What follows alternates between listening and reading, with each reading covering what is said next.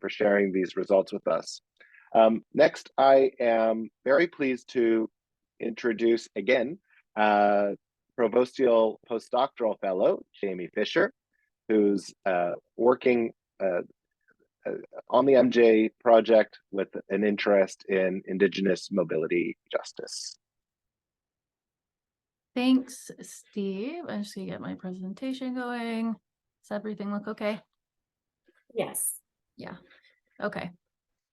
Hello, everybody. Nice to see and meet you again. My name is Jaimy Fischer. I am of Red River Métis descent and settler descent. So I just want to disclaim that the things I'm going to be talking about today, I'm always speaking and coming to these spaces with both of those identities. So in my core, I know deeply that the issues I'm going to share about are true and happening, and also that we as people who are benefiting from being on the lands here in Canada, Turtle Island, need to do more work, clearly as Orly's presentation just expressed. So I'm going to be talking today about the connections between transportation, reconciliation, and Indigenous mobility justice in Canada. So I wrote this commentary in recognition of the National Day of Truth and Reconciliation that just passed, and it was somewhat of an entry into the PhD or the postdoctoral work that I'm planning to do. I'm not going to have time to talk about all of the various aspects that are in it today, but I will cover some of the issues, and I'm going to share a little bit about my research plans for the time that I'm with Mobilizing Justice. But in a nutshell, the argument that I'm making in this piece is that transportation is related to persistent and very serious Indigenous specific mobility injustices that have their roots in colonization. And if we couch these issues within a framework of Indigenous rights and justice, then transportation is a reconciliation imperative that we as transportation professionals should be engaging with. So colonial expansion was enabled by transportation. The Canadian Pacific Railway was completed in 1885. This was Canada's national dream. It's considered a major symbol of confederation, and it is one of the most effective tools that was ever created in terms of colonizing this country.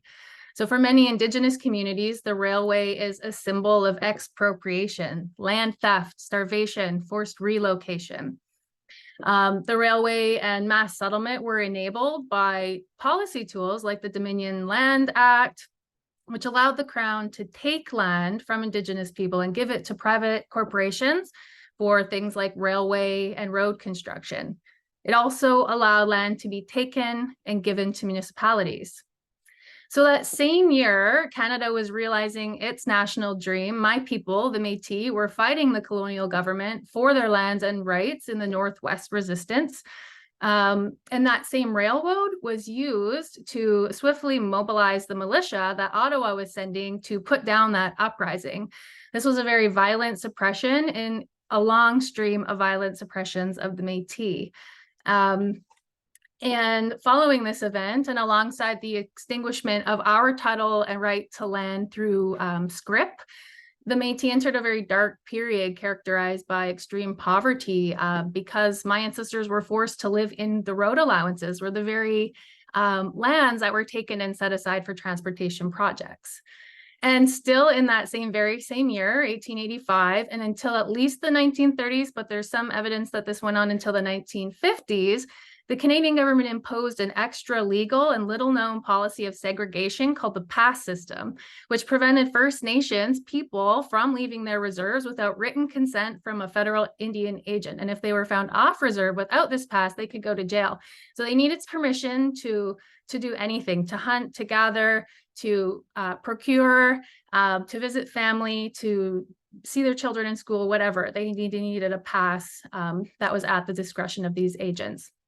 And local governments, aside from getting land under the Dominions and Land Act, they capitalized on this segregation to further their development goals. So that colonial story, there's many different, stories of colonization in our communities where we live, but it's very clear when we look at it this way that transportation is inherently tied.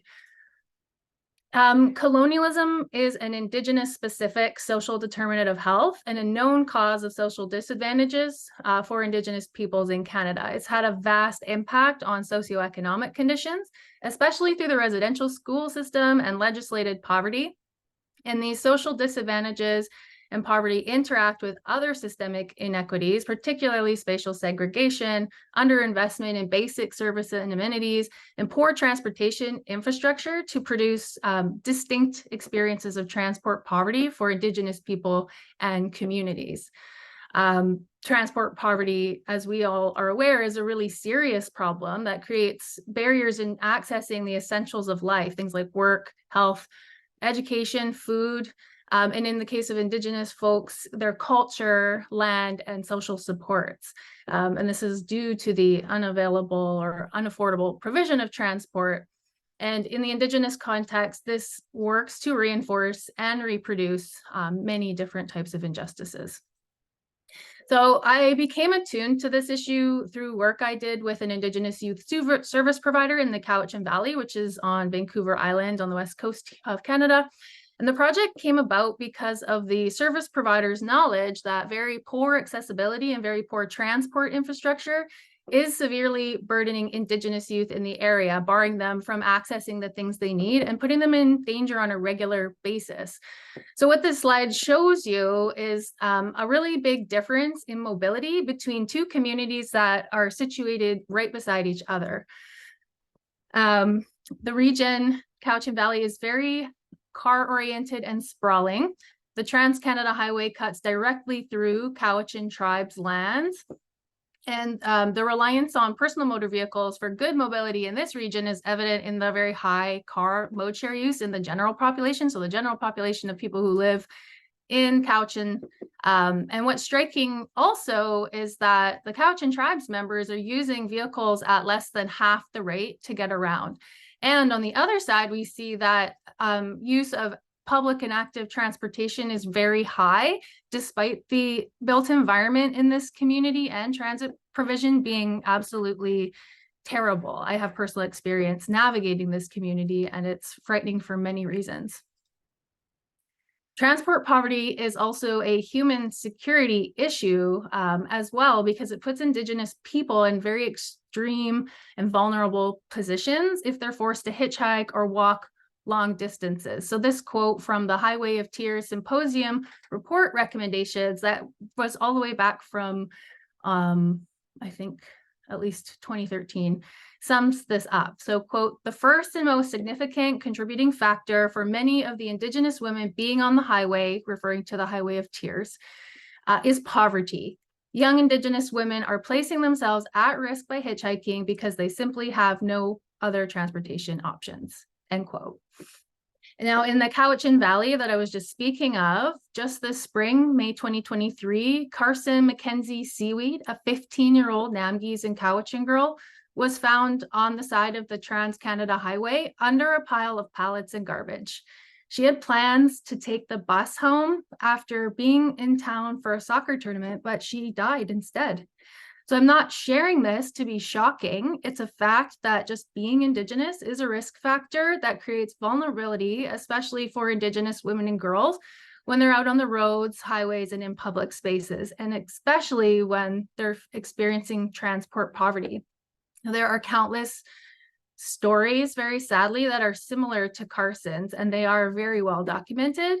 And, you know, the ultimate reality is that transport poverty, along with all the colonial baggage that it's tied to, is directly contributing to the ongoing crisis of missing and murdered Indigenous women, girls, two-spirit, and gender diverse people. So how can we respond? The way that we've been asked to respond by Indigenous communities is by affirming and upholding Indigenous rights under UNDRIP, which is also the accepted framework for reconciliation in Canada. The articles in UNDRIP set out the minimum standards for survival, dignity, and well-being of Indigenous people. And at the same time, transport and mobility injustices that are currently happening are violating these rights under UNDRIP. So particularly the right to equality and non-discrimination, to right to life, physical and mental integrity, liberty and security of person, to improve economic and social conditions, and attention to the rights and special needs of elders, women, youth, children, and people with disabilities. Something I've heard a lot about is that it's difficult to know where to start with reconciliation, and these problems are so vast and can feel overwhelming.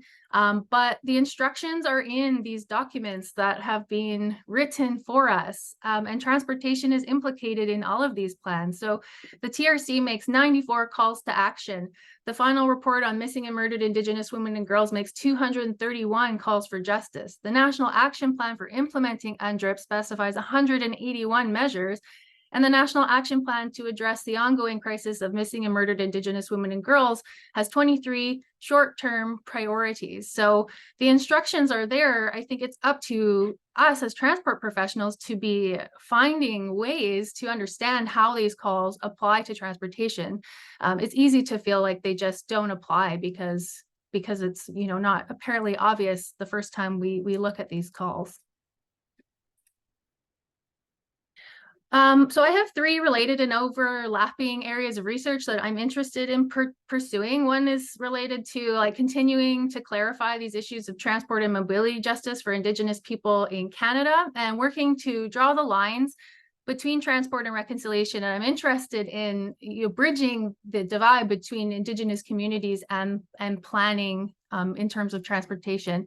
I'm also very interested in planning and interventions as it relates to procedural equity and recognitional equity, and data and measures. So we're going to see later today the new measures from the National Spatial Access dashboard that's becoming available, and there's broader strategies within the documents that I just shared, specifically asking for data and measures to track changes over time in terms of reconciliation and human rights. So I'd like to focus my attention on that. And in all of this work, my plan is to bring Indigenous methodologies that value story and narrative experiences that embrace the 5 R's of respect, relevance, reciprocity, responsibility, and relationships. So specifically during my time with Mobilizing Justice, I plan to focus on 3 key pieces. So the first is a larger scoping review that expands on the commentary that I shared. The second is a quantitative analysis of Indigenous representation in the National Spatial Access measures. And the third is a case study. So Indigenous communities are already responding to mobility injustices, and I think that we as transportation professionals would have a lot to learn from how communities are going about these things. And so I'd like to do a case study that explores how Indigenous communities are responding to mobility injustices. And that concludes my talk. Thank you. Big round of applause, Jaimy, for being, you know, just I'm actually really moved by what you presented. Give me a second. You know, I think the way that you framed it, as there is so much knowledge and recommendation out there, and it's up to us to start looking at it. And I think I absolutely agree with that sentiment. And I think that a major contribution that you're going to have in doing all of this is making some of those translations to transportation practice much more explicit and actionable within, you know, the specific realm of transportation planning in this country. So I think you're poised to make really a huge impact on practice, and also hopefully on outcomes for Indigenous people in achieving justice that they're struggling for. And just speaking anecdotally, I know that many regional plans right now are starting to incorporate not just social equity, but also reconciliation language into their vision and their goals, and a lot of organizations aren't sure how to action that. And so just the time is so right for you to be doing this, and very much looking forward. I'll open the floor to anyone with some specific questions for Jaimy.